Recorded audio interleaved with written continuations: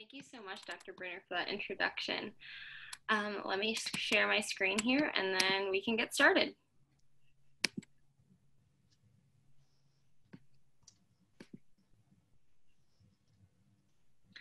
Okay, hi everyone. Thank you for being here and logging on to this, what I'd imagine is Westminster's first virtual symposium.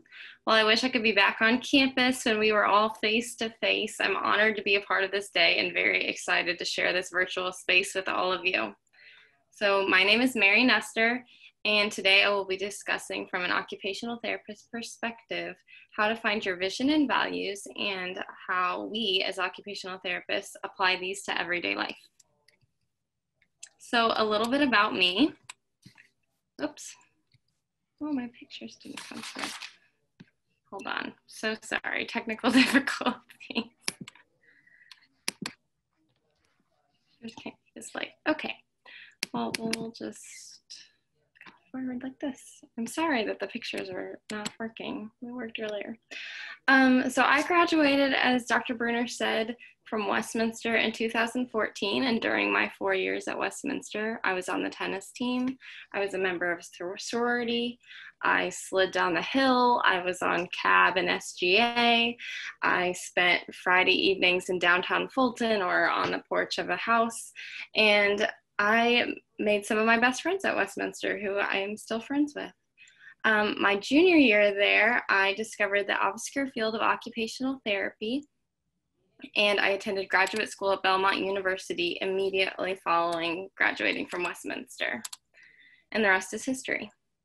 I currently work back in Kansas City at a private practice clinic and have recently started my own private practice in providing occupational therapy utilizing hippotherapy, which is the movement of a horse, not hippos, to pediatric clients in the Kansas City area.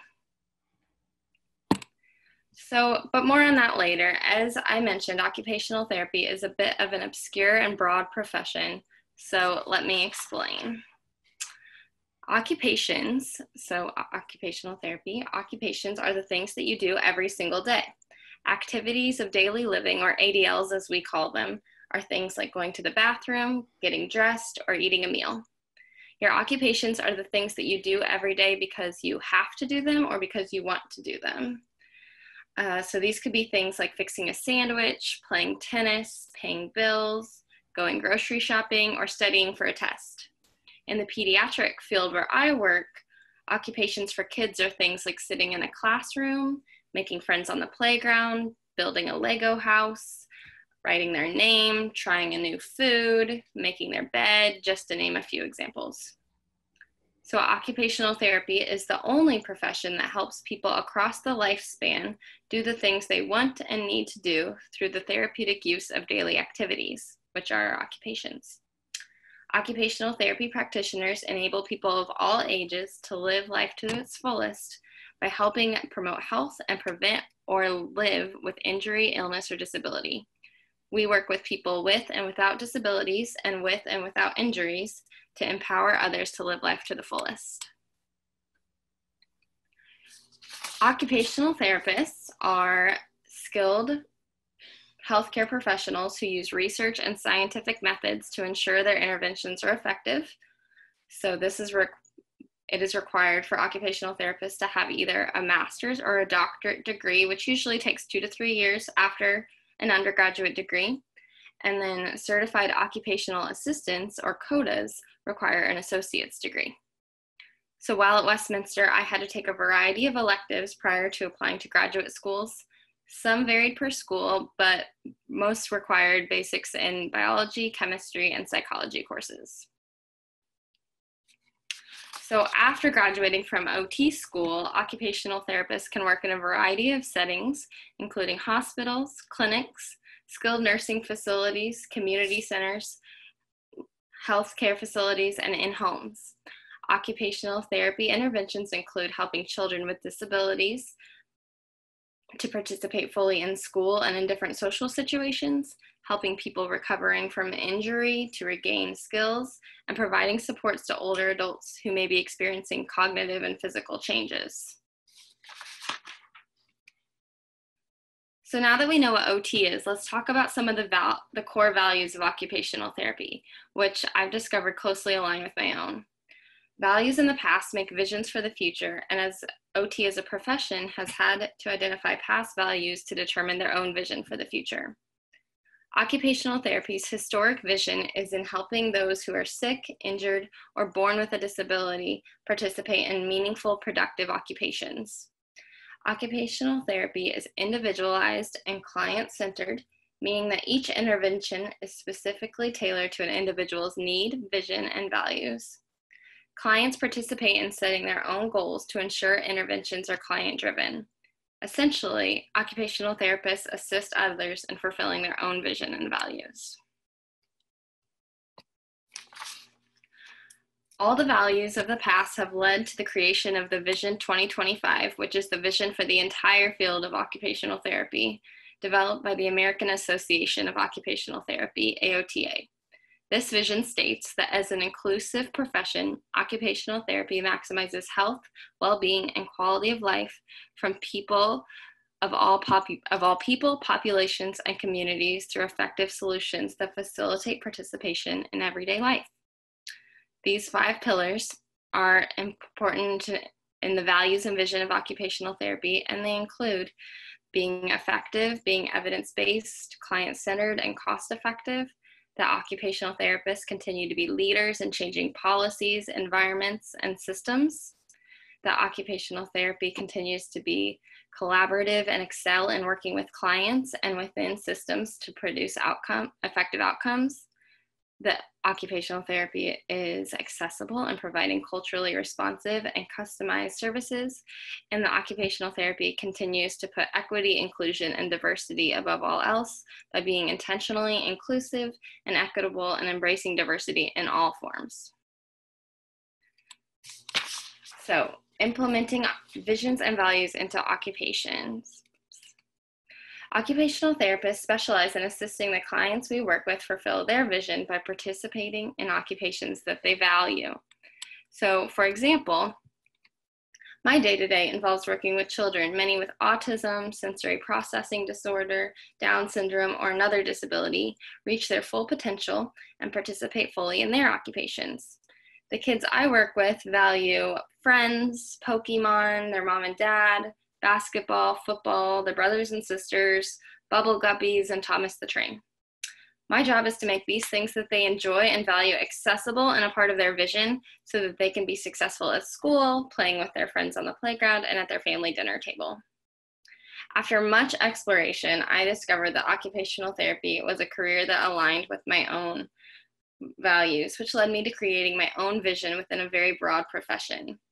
As I mentioned earlier, I'm a pediatric occupational therapist at a private practice clinic in Prairie Village, Kansas, called Playabilities for Sensational Kids. There, I specialize in evaluating and treating individuals with sensory processing disorder using specialized sensory integration treatments.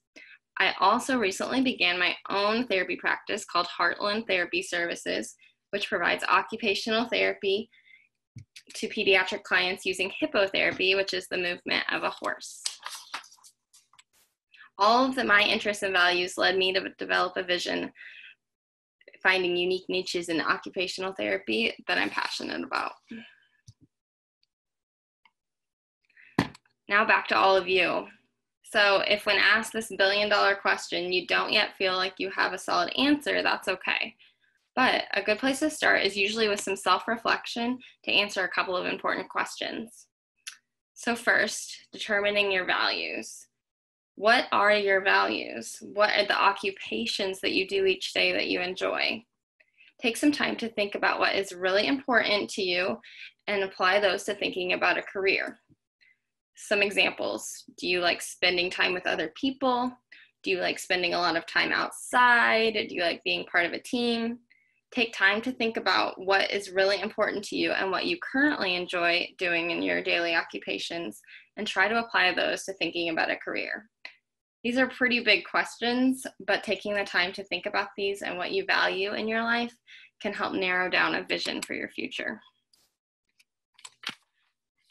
Spend some time exploring careers that possibly match the things you value, whether that's working with other people, helping people, being outside, advocating for others, or researching and discovering new things. And then find people in the fields that you're interested in and simply talk to people. Make connections in the field with those that you're interested in, and have conversations. Ask the real questions, like, what does your day look like? What's your favorite part of your job? What is your least favorite part of your job? And then make small measurable steps that will put you on your path to your vision. Whether that's steps to apply to graduate school, apply for that dream job, or an internship for the dream job, start your own business, and figure out manageable ways to start your path to get there. A few final thoughts as you begin charting your own vision. First, again, identify your values. What are your core, deeply rooted values, and what is most important to you?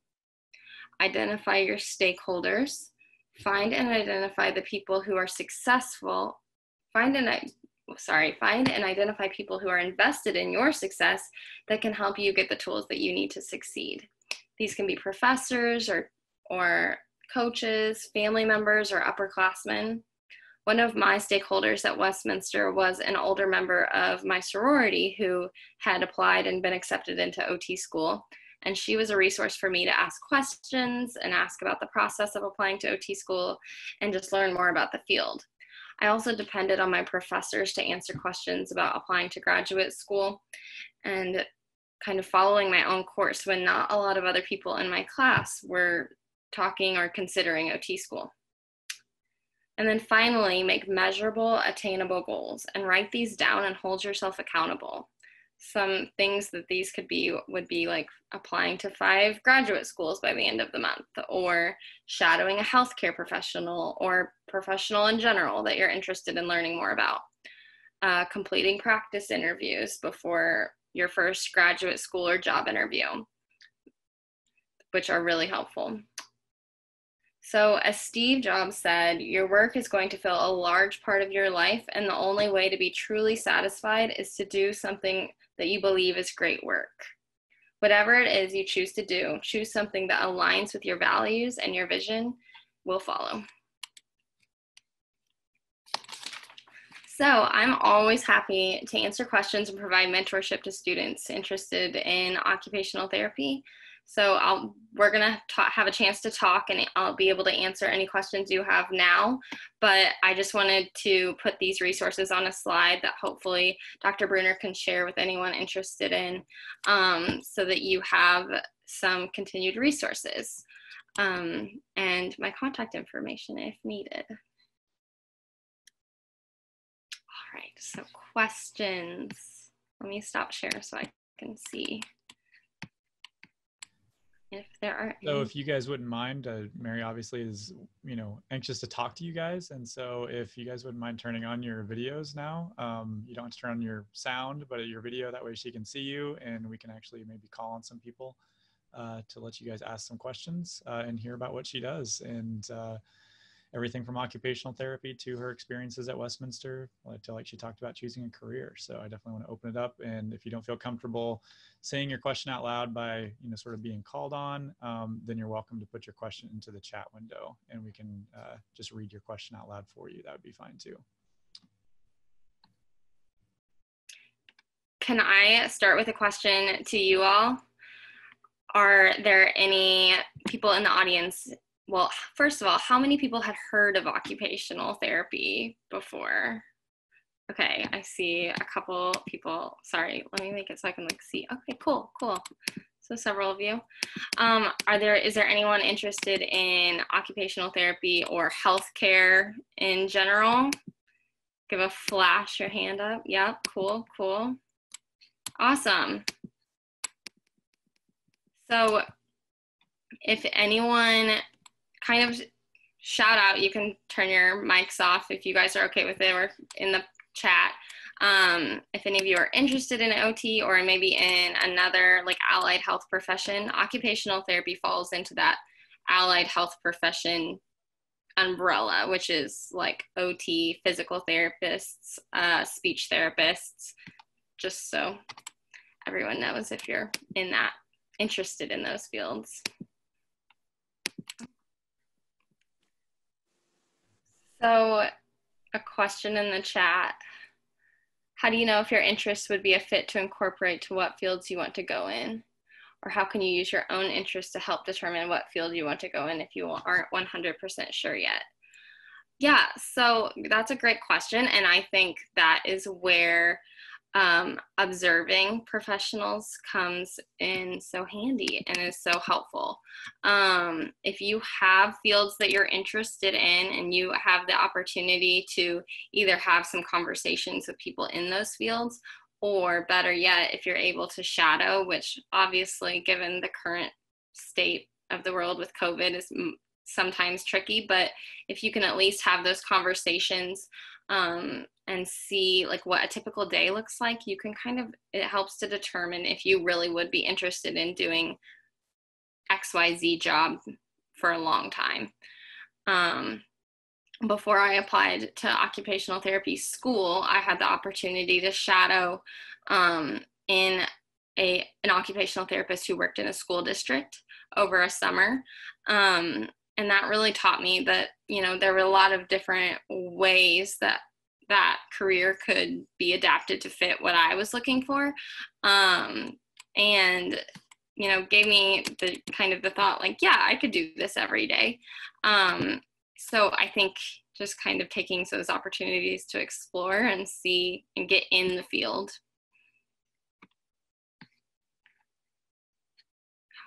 How often do you work with other healthcare fields like physical therapists?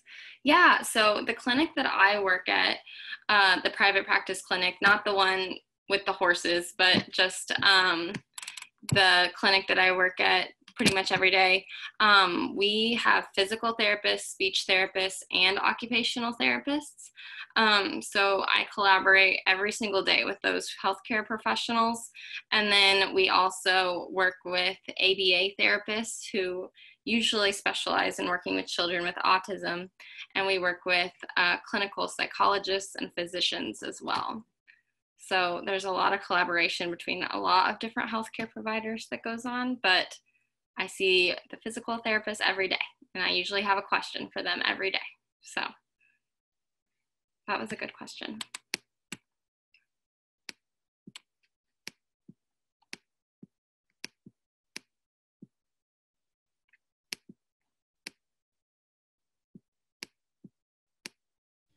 You guys can, of course, keep typing those in there, and you can answer this next one that just popped up. But as a fallback question after that, I would definitely like you to answer the questions that you propose to everyone. Is when you shadow someone or when you go talk to these people, make sure you ask them the best part of their job and make sure you ask them the worst part of their job. So after you answer these questions, you can do that for that. Oh, yeah, definitely. Okay. Okay. First, Rebecca asked, can you explain the job differences between CODAs and ROT, or is just registered OT? Is that what you meant? And if you should go straight into grad school or get your CODA first? Oh, okay. So the difference between a CODA and an occupational therapist is CODAs complete just the treatment. Occupational therapists do the evaluation of clients. And so we determine clients' goals and their treatment plans. So then a CODA would take that treatment plan over and implement the treatment strategies. There are definitely pros and cons to each. Like occupational therapists usually have a little bit more paperwork on our end because we're the ones writing up the goals and all of the evaluations. It's kind of honestly uncommon for, not super uncommon, but most people, if they're going to go into OT school, will just go straight into becoming a OT. There are some bridge programs that if you become a CODA first, then you can get your doctorate in occupational therapy. Occupational therapy is also one of those fields that's moving towards requiring a doctorate degree. Not all programs are doctorate right now, but it's headed that way. So just if you're really interested, just so you know. But yeah, those are kind of the main differences. And so it can be a little bit of an extra step if you think you want to be an occupational therapist to become a COTA first, if that makes sense. Let's see. How did you come up with hippotherapy? So, how I got into hippotherapy was when I was in graduate school. The last step of my occupational therapy program was a residency program. It's called a doctoral capstone, where you kind of pick an area to specialize. And so I knew I wanted somehow to incorporate animals into my occupational therapy practice. I've love animals, always have, and so I was lucky enough to have the opportunity to work with a therapeutic horseback riding center outside of Nashville, Tennessee, where I went to grad school, and they had an occupational therapist and a physical therapist there who provide hippotherapy, which is just a form of treatment, either occupational therapy or physical therapy treatment using a horse in a session. When I came back to Kansas City, I did some networking and found an opportunity here to kind of get it started here. There's not very many people in Kansas City right now that do it. And so it was kind of a process to go through the required trainings and make sure that I had a good mentorship back in Tennessee to help me. But that's kind of how I got there, and I love it. I only do it 1 day a week now. It's small, but it's starting to grow, and it's really fun. Okay. Oh, so, and then I can go, sorry, I'm reading these questions one at a time, and I should be reading ahead a little bit. Someone asked if I could go into more detail of hippotherapy. So kind of like what I said, basically just completing an occupational therapy session, or if you're a physical therapist, it would be a physical therapy session, or if you're a speech therapist, a speech therapy session, using the movement of the horse as a tool to reach our therapeutic outcomes. So for example, if I have a child who has trouble sitting up because of their diagnosis, maybe they were born with a disability where their core muscles are weak and it's hard for them to sit up to play with toys. While we're on the horse, and the horse is moving, the horse is providing a great exercise just to strengthen their core and facilitate like moving through space so that they can explore their environment and all of these things, so that when we go back to our therapy room on the floor, maybe they have a little bit easier time to sit up and play, just because of that little bit of time we spent on the horse. I could talk about this all day, so I'll try to keep it brief, but if anybody has more direct questions, you can ask. So what has been the most memorable or rewarding part of being an OT? Oh, I love that question. So again, I work in pediatrics. So part of being a pediatric OT is working with families, because, just that dynamic of working with mom and dad and grandparents and all of, and the child, siblings maybe. So the best part is kind of when parents get to come to me and say, hey, like he did this thing that he's never done before, or he said this word, or he figured out how to put on his shoes all by himself. And those like little moments, I think, are the best that parents share, because they're the ones coming, like they're seeking out services because they need supports at home, whether that's because of behaviors or because their child has a disability or isn't doing well in school. So those little moments that parents share are my favorite. They're the best. They're what makes it fun. So someone asked if I recommend getting the master's or waiting for programs to transition into the doctorate. So when I went to OT school, which was in 2014, or that's when I began OT school, I think there were 5 schools in the country that were doctorate programs. And I don't know how many there are now, but I know a lot of schools have transitioned.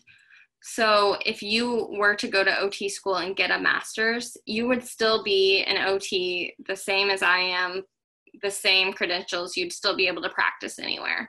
So it's kind of weighing out, I guess, if you want that extra year. I think a lot of doctorate programs have a heavier emphasis on research and advocacy, and they plug in a lot more into those programs just in terms of being advocates for the field of OT, or researchers for the field of OT. So if that's not your jam, like maybe just you could do the master's and still be practicing with clients sooner. So I don't think there's an advantage either way. It's kind of what path you want to take and what's important to you. Okay, Abigail said, when you work with other professionals like clinical psychologists, are you working together to treat one child, or is it bigger picture for things within the clinic? So it's usually for one child. So when I'm collaborating with another healthcare professional, whether that's a clinical psychologist or a physician, it's usually on behalf of one child. So yeah, I think that answers that question. Okay, since I went to Westminster. Oh, so advice for proactively getting through college. Okay, well, at Westminster, I think the biggest takeaway and opportunity to take advantage of is making connections. Since Westminster is so small and has a strong alumni base, I think it's really important to make connections where you can. And because those will help you out in the job industry where it really matters.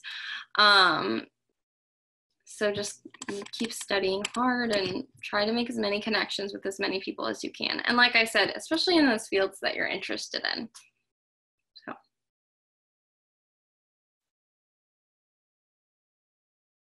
So, sorry, I'm reading Haley's question.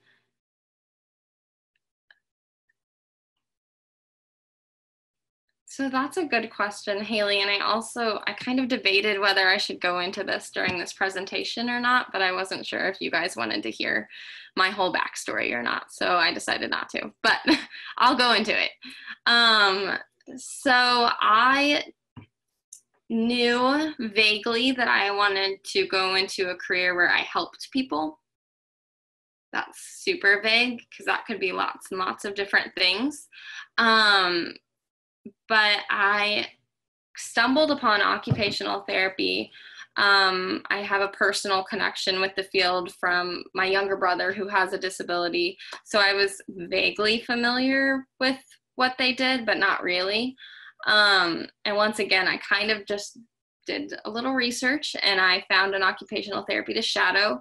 And that was really the moment when I was like, this is fun. I really, really enjoy this. So, I had explored lots of other things, though. I had considered going and getting my doctorate in psychology. I had considered becoming a teacher and switching over to education.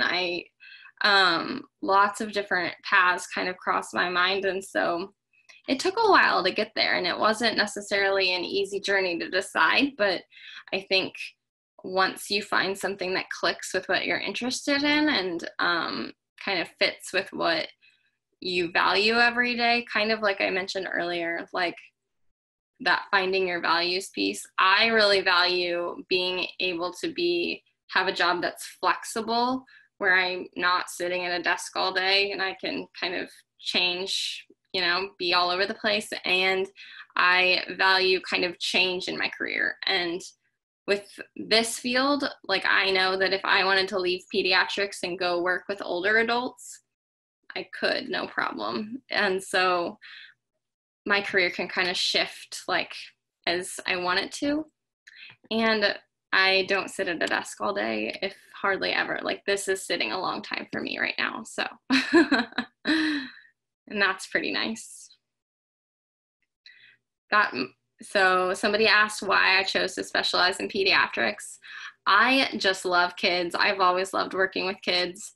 That was kind of a natural fit for me. But I've worked in a couple of other areas of occupational therapy as well. I've worked with older adults, and I really loved that too. So why I specialized in pediatrics, I think I've always just been drawn there, and it kind of it was just a super comfortable fit for me. But that's kind of the awesome part about this occupational therapy, but kind of healthcare fields in general, is that you can kind of switch between what you like and what you don't like. And I haven't recently, but about this time last year, I was working in a skilled nursing facility with older adults, and out at Heartland with the horses, and in my other private practice clinic with, after school age kids. So you can have a lot of variety, which is nice. Okay, Riley asked if I felt Westminster properly prepared me for graduate school. Yes, I actually do. I think Westminster did a great job preparing me, and especially in terms of writing. Like, I knew how to write APA format and how to write a good essay when some of my classmates in OT school really struggled with that. So definitely all those papers your professors have you write will pay off if you go to graduate school. But I definitely think Westminster kind of pushes you academically so that you'll be prepared for the next step in graduate school, because it's not easy. Like, it's a higher level, like, programs. Well, I don't know.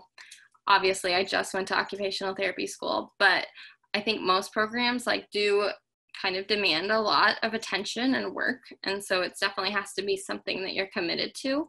But the fun part is, and if you were with me over lunch earlier, you kind of heard me say this, is grad school is all of the things that you love to learn about. I was so excited to learn in graduate school, because it was hey, this is all the stuff I'm super interested in coming together.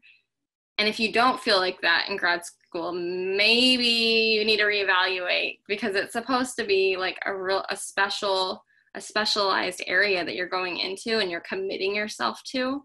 So you should enjoy it, at least learning about it. Not all the work was fun, obviously, but for the most part, you should enjoy what you're learning, because it should be specialized to what you're interested in. You guys all have really good questions. Does anybody have, any other questions? Dr. Brunner, do you want me to answer those questions that you?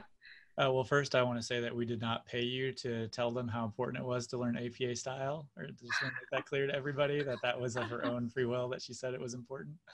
But yeah, second, I think you already answered some of the good things. So yeah, it might be good to hear what are some of the struggles or challenges with your job. Yeah, well, it's kind of twofold, because earlier I mentioned one of my favorite parts was learning about, or was seeing families' reactions, when their child does something new or when we've made progress. That's a tricky part too, is with occupational therapy, again, any therapy. You're working with a whole family unit, and so just working with those dynamics can be challenging of, well, mom wants us to focus on this, but parents are divorced and dad wants to focus on this. And so sometimes just managing family units and kind of balancing all that can be challenging. I don't know if it's necessarily the least favorite part of my job, because I do like the challenge and kind of working through that with families, but it's definitely something I would say I didn't expect going into this work. I didn't expect how difficult that could be sometimes. So Brad said, is there a stigma against male pediatric therapists? No, we need more male pediatric therapists, and we love, in my clinic, we have one. He's a physical therapist. He's amazing with all of our pediatric clients. I think we have an OT student right now who's a male who, again, all of the kids love him. So no, if you don't be intimidated. That's obviously, unfortunately, honestly, a little bit more of a female dominated profession, just because I think that males bring a great energy into therapy treatments, especially in the pediatric world. Like little boys just love male presence in our clinics sometimes, and we'll work so hard for our our physical therapist, who I mentioned earlier, who I'm like, how'd you get him to do that? He won't do that for me. But so definitely don't be intimidated by that if it's something you're interested in. Let's see. Oh, so Rebecca has heard that physical therapists and occupational therapists sometimes do not work well together because they do not agree on everything. So good question. I think that depends greatly on the setting that you're in. Luckily, that's not the case in my clinic. We work very well. I respect everything that physical therapists bring to the table. We're different in what we're providing. Just kind of they're taking from a different lens, and so if you're in a good setting, I think that you can respect each other without that clash. But as a student, I heard the same thing in my field works. When you're in graduate school for PT, OT speech, you have to do what we call as a field work, which is basically where you're working for free and kind of learning skills in a clinical setting. And sometimes you would hear that, especially in more skilled nursing hospital settings, but for the most part, both of those fields have so much to offer with OT and PT. And so I get along with the PTs I work with great. So they know a lot of stuff that I don't know, and I know a lot of stuff that they don't know. So we've got to work together. Let's see. The ratio of male and female pediatric therapists. Somebody asked about that. I do not know that off the top of my head, but in my setting, it's a lot more female. There are a lot more female pediatric therapists where I currently am. I don't know why that is. I think, males would be awesome pediatric therapists. So I don't know. If somebody finds that stat, they can let me know, because I don't know the exact ratio. I had a quick question for you, just about, especially for anyone who's here that doesn't know as much about occupational therapy or hasn't been exposed to it. Could you tell us just kind of an example of a typical case, whether working with someone with autism or something, what are you literally doing as far as working with them and helping them with and so forth, more specific, I guess? Yeah, absolutely. So kind of going back, occupational therapists are focusing on engaging people in daily occupations. So for example, for a child with autism, maybe they have a really hard time getting dressed in the morning because they have sensory tactile issues, and they don't like the feel of their clothes. The sweater that I have on right now would drive them crazy. It feels itchy and it doesn't feel good on their skin. So as an occupational therapist, my job is to figure out, first of all, why that might be happening. Why does Johnny not want to get dressed in the morning? Is it because he doesn't want to go to school? Is it because his clothes don't feel right? Is it because he can't figure out whether to put his shirt on or his pants on first, or his socks on, or can't figure out the order of it? So we break down tasks like that to make them manageable, and then come up with strategies to teach parents and strategies to practice with the child, so that those tasks can become more manageable, and so that they can get dressed to go to school or to go to the park. And then there's a lot more, obviously, kind of science behind what we're doing. When it's looking like play, obviously in a pediatric setting, all of our interventions are very play-based, because kids learn best through play. And so we can get a lot more done and a lot more accomplished if we make it fun, and we make it silly. And so sometimes parents will say, hey, like, you know, it looks like you guys are just playing in there. I'm like, yes, but there's so much more going on underneath the surface, in terms of regulating sensory systems and making those new neural connections like in the brain, so that something like putting socks on isn't so tricky anymore. So does that kind of answer your question?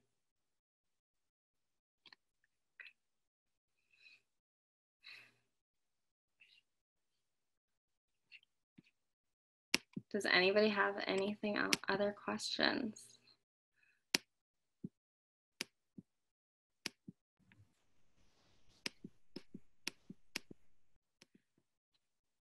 I know, oh, sorry, someone else popped up.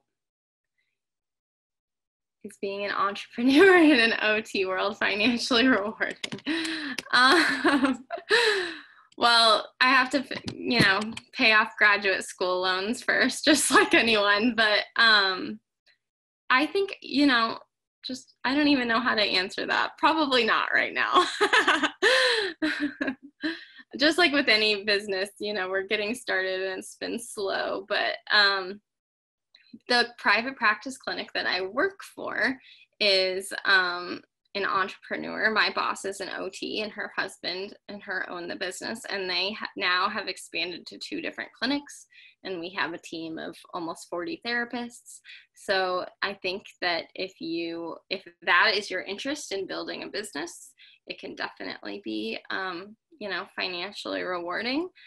That's not exactly my goal right now, is to have multiple clinics and a team of 40 therapists to run. So I'm focusing on a little bit different things, but I think, you know, I feel rewarded when I get home every day. So that's enough for me right now.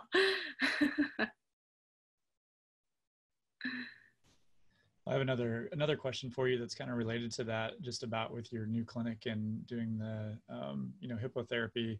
So where do you see the future of occupational therapy going in terms of, I guess, the growth of some of these more creative therapies, whether it's like with horses or whether it's with music or art or any of these other kind of techniques that are being kind of newly developed?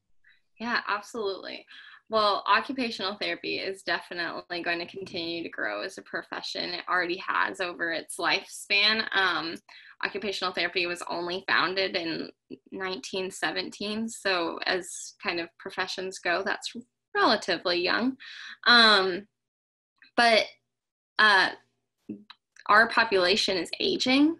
And so there's always going to be a need for healthcare. And as educators become more and more aware of kiddos with different learning needs and learning styles, they're depending more and more on OTs to kind of come into classrooms, or like I work outside of schools to kind of rely on us for help with those different learning styles. So I think people are becoming more and more aware of OT just as a profession. And that's not even talking about some of those specialties and special areas like you mentioned, hippotherapy. I think medicine in general is becoming a lot more holistic too. And so one of the strengths of occupational therapy, that's always been a strength of occupational therapy, is taking a really holistic approach and a whole person approach.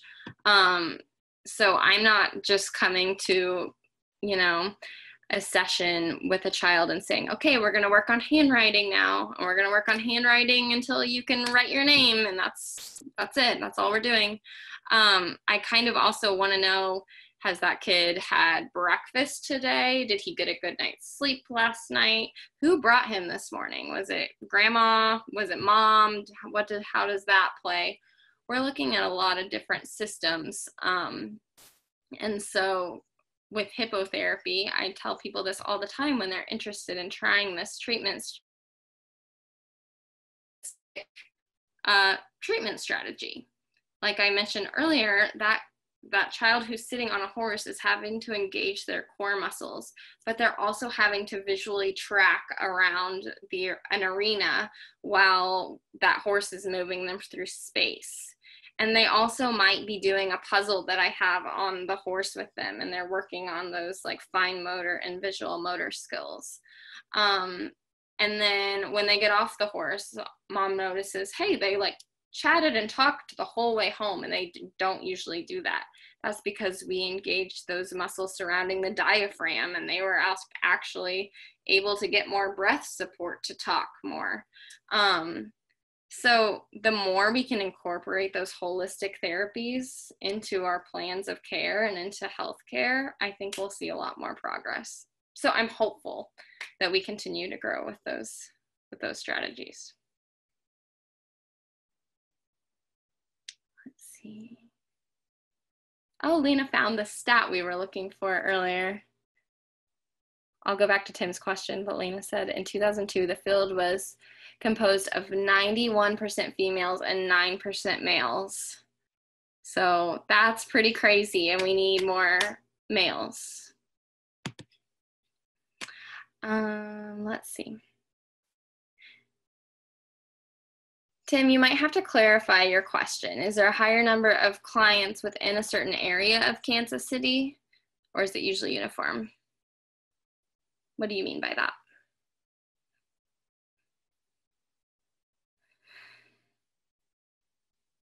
I'll let him type if he doesn't want to speak up. And that's, oh, in terms of geography locations. I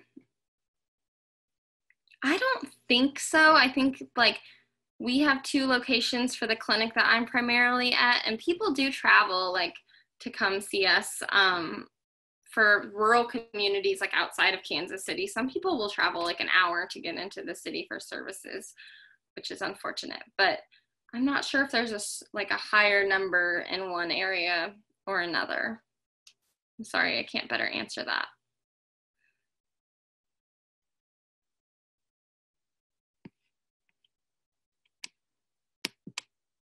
So I kind of asked you all at the beginning if anyone was interested in healthcare in general, and I saw some hands.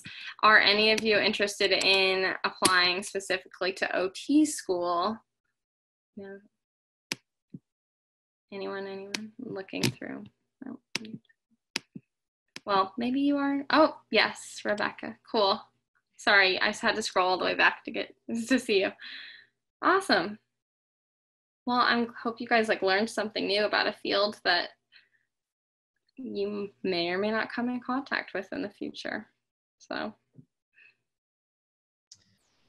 Do you guys have any more questions? I definitely want to make sure everyone has a chance. I think you've been able to put most of your questions in text, but if anything else has come up since we've had these other conversations, definitely feel free to ask any more.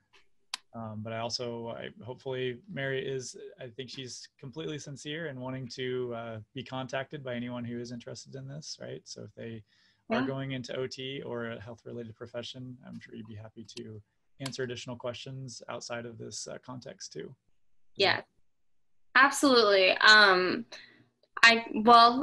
I believe you have a copy of my presentation, Dr. Brunner, and you have my contact information. So if anyone is interested, you can just reach out and share my email. I'm happy to chat more. Obviously, I love talking about occupational therapy and answering any questions. Lena asked maybe a final question about what you would like the general public to know about OT. That's a good one.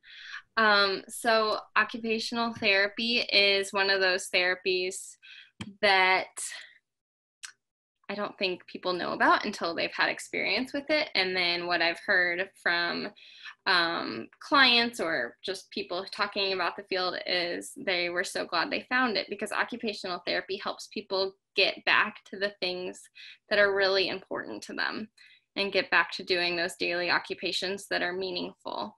So whether that's being able, as an older adult, being able to return to fishing or grocery shopping, or for a kid being able to finally make a friend on the playground, we kind of get to help people do those things that are super important, that make just living every day fun. So that's my big takeaway. That's why I like to do what I do too. So. Yeah, we actually had another speaker today, Susanna Cahalan, I guess, was here, and she was talking about her problem with a major disorder and how she had to relearn a lot of tasks after she got done with her experience. And so she kind of gave props to her occupational therapists and some of the ways that she needed all of that special help in order to get back to where she is now and everything. So yeah, I think it's something that we hear about sometimes, but we don't always get named as a occupational therapist. They just talk about someone at the hospital or someone, one of the people who helped me. So yeah, that's awesome. What a good story. Very cool. Well, thank you so much, Mary, for spending time with us today. And like I said, she's happy to be contacted for additional information. I do have her contact information. So if you guys would like to follow up with anything, I'm sure she'd be happy to help you guys. And thanks again so much, Mary. And thanks everyone for your attention and also for all the great questions and everything. Yeah, thank you guys so much. You had great questions.